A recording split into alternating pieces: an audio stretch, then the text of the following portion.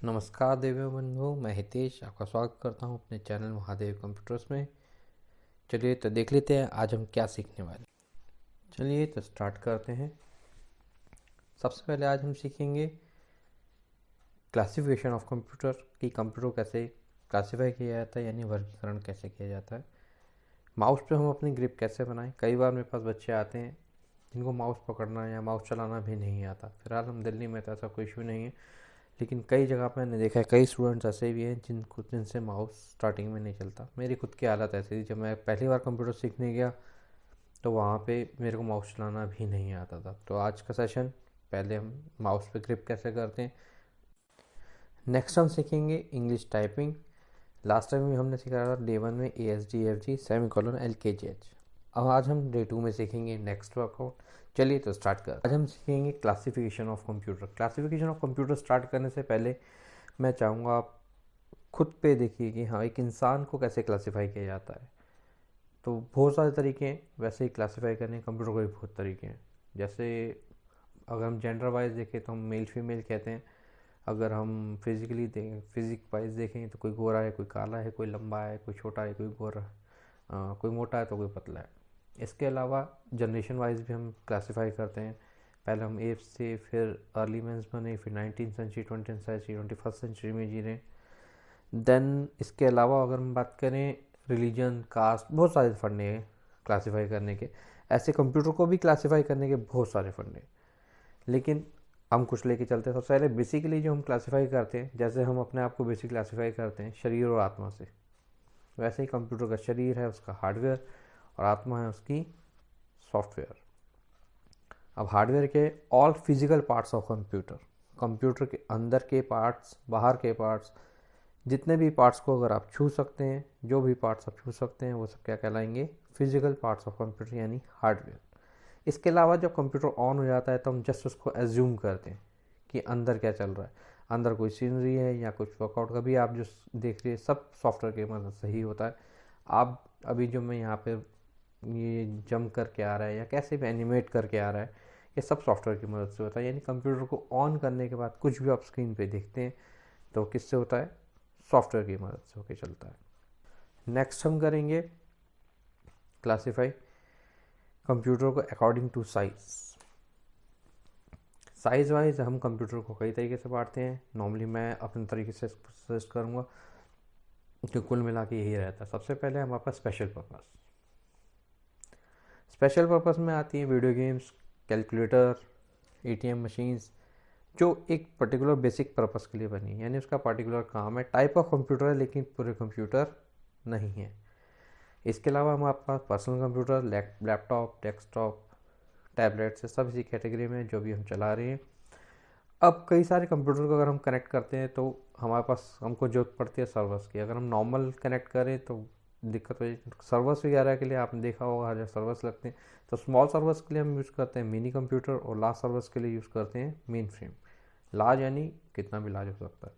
इसके अलावा सैटेलाइट्स वगैरह के लिए या साइंटिफिक कंप्यूटेशन के लिए हम यूज़ करते हैं सुपर कंप्यूटर को। एक जनरल नॉलेज का क्वेश्चन याद रहता है, इंडिया का पहला सुपर कंप्यूटर था परम। ये कई बार पूछा जाता है, इंडिया का सुपर कंप्यूटर कौन सा है? तो परम आप याद कीजिए।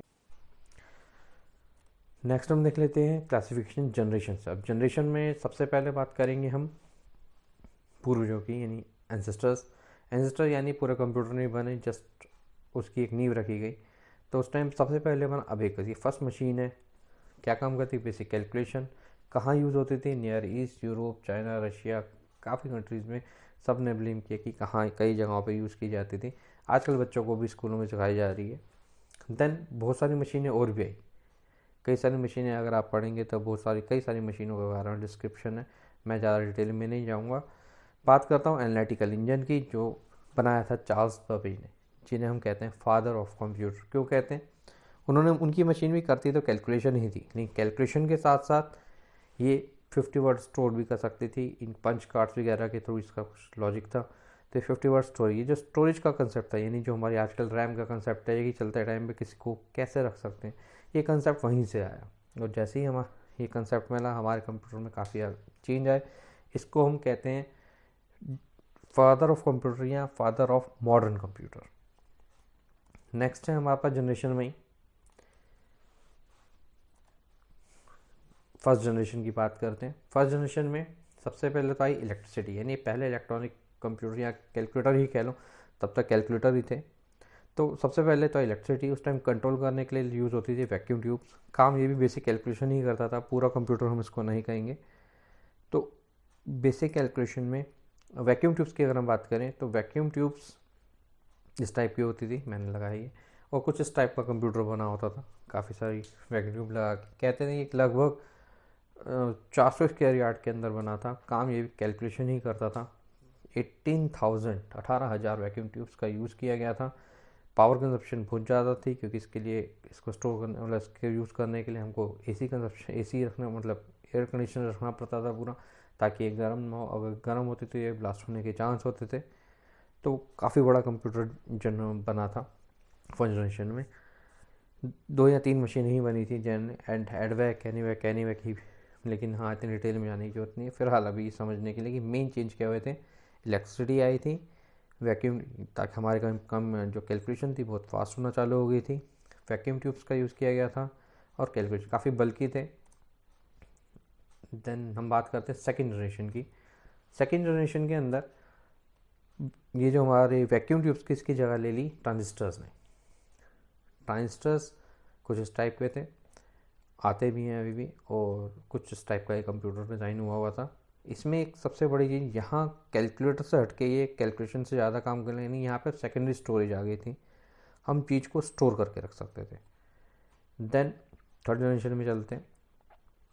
थर्ड जनरेशन में सबसे पहले तो आई आईसीज, इंटीग्रेटेड सर्किट्स। आपने देखी होंगी हर जगह ये काले काले वॉर्म्स घूमते रहते, चिल्ले आपकी चिप पे लगे रहते, आपके सर्किट बोर्ड पे लगे रहते हैं। इसके कहते हैं इंटीग्रेटेड सर्किट्स, या इनको चिप नाम से भी पुकारा जाता है। हमारे थर्ड जनरेशन कंप्यूटर कुछ इस टाइप के थे। देन फोर्थ जनरेशन में चलते हैं तो मेन चेंज आया। अब बात करेंगे अगर आप बुक के हिसाब से या वैसे देखेंगे तो पावर कंजप्शन कम हुआ, कम छोटे हो गए कंप्यूटर, रूम में आना चालू हो गए।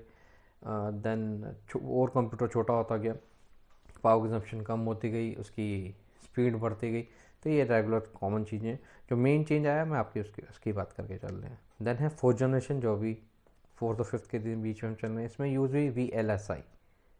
ये 1 करोड़ आईसीस, मतलब इतनी पावरफुल थी, 1 करोड़ आईसीस तक का काम अकेले कर सकती थी। कुछ इस टाइप की आजकल के कंप्यूटर में ये प्रोसेसर लगे होते हैं। पहले पिन वाले आते थे, फिर बिना पिन वाले आने लगे। इसके अलावा भी कुछ पहले डिज़ाइन कंप्यूटर का ऐसा था, ये वो बल्कि सा बड़े से मोनीटर आते थे। अब इसका लेटेस्ट डिज़ाइन ये फोर्थ जनरेशन में ही ये सब हुआ है। देन आते हैं फिफ्थ जनरेशन में। फिफ्थ जनरेशन में जो मेन चेंज हुआ वो आनी है ULSI, या अभी भी i5 वगैरह में आप देखेंगे। और जो मेन चेंज था वो था आर्टिफिशियल इंटेलिजेंस आनी थी। तो काफ़ी यूनिक और आपकी सेंस को समझने वाले, आप क्या चाहते हैं वो आपको समझेंगे, उस टाइप के कंप्यूटर आएंगे या आ ही रहे हैं। आप देख रहे हो काफ़ी सारी आर्टिफिशियल इंटेलिजेंस वाली चीज़ें आ गई, अलास्का आ गया है, या और भी आइटम्स है कई सारी जो आपकी चेंज। आजकल नॉर्मली मोबाइल के कैमरे को ही आप देख लीजिए। नॉर्मली मोबाइल के कैमरे को जैसे ही आप करते हैं तो आपके बॉक्सेस दिखाए थे, अगर आप AI ऑन करते हैं तो आपके फेस को रीड कर लेता है, और आपके ही नहीं, पीछे कई सारे फेसेस को भी रीड कर लेता है। ठीक, नेक्स्ट अब हम बात करेंगे आगे। नेक्स्ट हमारा टॉपिक रहेगा ग्रिप योर माउस, यानी आप अपने माउस पे कैसे ग्रिप बनाएंगे। ठीक, ग्रिप बनाने के लिए हमको सबसे पहले क्या करना है, हमको जाना है पेंट पे। कैसे जाएंगे, ये हमारी स्क्रीन पे। सबसे पहले हम यहाँ चलते हैं नीचे, यहीं पे टाइप करेंगे P ब्रश या पेंट। देखो ये तो है विंडोज़ 10। विंडोज़ 10 की अगर मैं बात करूँ तो उसमें यहाँ पे हम पेंट पे जाएंगे, यहीं से हमको पेंट मिल जाएगा इसलिए। बाई चांस अगर आपका विंडो 10 नहीं है तो हमने क्या किया है, विंडो R करेंगे। क्या करेंगे, विंडो प्लस R, यहाँ लिखेंगे P ब्रश। ये आपका कोई भी वर्जन हो पेंट का, विंडोज़ का, सॉरी, XP 7, 8, 8.1, 9, जो भी आप वर्जन में सोन काम कर रहे हैं, तो P ब्रश हम खोलेंगे। आपने क्या काम करना है, ये आपकी स्क्रीन पे जैसे इसको बड़ा कर लिया। अभी सब ग्रिप करने के लिए, जिन बच्चों ने पहले यूज़ नहीं किया कंप्यूटर, उनको सबसे ज़्यादा प्रॉब्लम आती है कि हाँ माउस कैसे चलेगा, उनका हाथ सही से नहीं चल पाता। तो सबसे पहले आप अपना नाम लिखिए, यहाँ से आप पेंसिल लीजिए, अपना नाम लिखिए,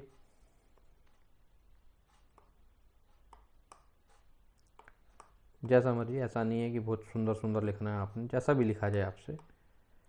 देन मेन काम है आपको इसको रब करना है। रब करने के लिए हम इरेज़र यूज़ करते हैं, ये इरेज़र है आपके पास, इरेज़र ले लिया। देन इसको जब रब करेंगे तब आपकी ग्रिप बैठेगी, यानी आपको बार बार लिखना है और बार बार रब करना है जब तक आप कंफर्टेबल नहीं हो जाते अपने माउस के साथ। अभी मैं पेंट के लिए वो ज़्यादा डिटेल में नहीं जा रहा, पेंट को आगे देख लेंगे कि कैसे करना है। अभी मेन काम है आपके माउस को ग्रिप सेट करना, ठीक। मोस्टली लेफ़्ट क्लिक ही आपका यूज़ में आता है, ठीक। अभी ये मैंने सब लेफ़्ट क्लिक का ही वर्कआउट बताया। आप माउस को देखेंगे तो इसमें आपको 3 नॉर्मली बटन दिखाई देंगे, एक लेफ़्ट क्लिक, राइट क्लिक और बीच में स्क्रॉल, ठीक। मैंने तो खैर पुराने कंप्यूटर पे जहाँ पे टू बटन वाले माउस पर भी काम किया, तो 6 बटन के भी माउस आ गए हैं। लेकिन अभी आपने क्या करना है, जस्ट लिखना है अपना नाम और इरेज़र लेके उसे रब करना। देखो मेरा बिल्कुल स्मूथ चल रहा है, आपको भी ऐसा ही स्मूथली बनाना है, बिल्कुल ईजिली आप जैसे चाहें वैसे चल सके, ठीक। थोड़ी सी प्रैक्टिस करनी है, आपका माउस आपके ग्रुप में आ जाएगा। नेक्स्ट, फिलहाल इतना। नेक्स्ट हम चलते हैं अपनी टाइपिंग की तरफ ही। टाइपिंग की आज हम बात करेंगे पोजीशन की। फर्स्ट डे मैंने ऐसा कुछ डिस्कस नहीं किया था आपके साथ कि हमको कैसे बैठना चाहिए, कि फर्स्ट डे होता है, जस्ट आप नर्वस भी होते हैं थोड़े से काम करने के लिए, सही चला रहे नहीं चला रहे। तो यहाँ आज हम बात करेंगे, फर्स्ट डे आपने जैसा कर लिया, पहले एक तो आप बिल्कुल स्ट्रेट रहें ताकि आपको बैक पेन वगैरह का इशू ना हो, ठीक। दूसरा, आपके बिल्कुल सामने आनी चाहिए स्क्रीन, कोशिश कीजिए सामने रहे, आप बैंड ना हो, जितने आप गर्दन बैंड हो उतने सर्वाइकल के इश्यूज़ आते हैं तो वो ना पड़े। इसके अलावा पोजीशन जो है ये राइट पोजीशन आपके हाथ की, आप देखो आप ये नीचे रख देंगे, यहाँ पे अगर हाथ नीचे की साइड पर अगर आप हाथ रखते हैं तो आपकी नॉर्मली आपके जॉइंट्स में पेन होना चालू हो जाता है, ठीक, जो सही नहीं है। ये पोजीशन भी थोड़ी और सी लग रही है, तो मेन पोजीशन है आप कंफर्टेबल जिस पोजीशन पे आपको नीचे आपका हैंड कहीं नीचे सपोर्ट में ना आए, सर आपने फिंगर सीधा आपकी इस पर रहे, ठीक। प्रैक्टिस के लिए आज भी आपने वही सेम लाइन रिपीट करनी है, ASDFG सेमीकोलन LKGH, जैसा मैंने अपने लास्ट क्लास में बताया था, फर्स्ट सेशन में, लेसन 1 में। तो आपने फर्स्ट वही रिपीट करना है 1 घंटा दोबारा आपको बैठ के, लेकिन पोजीशन और इस चीज़ का ध्यान रखना। नेक्स्ट सेशन में आपको बताएंगे कि टाइपिंग की सेकंड लाइन कैसे वर्कआउट करती है, और फिर नई चीज़ों के साथ मैं आपके साथ आऊँगा अपनी नेक्स्ट वीडियो में। धन्यवाद।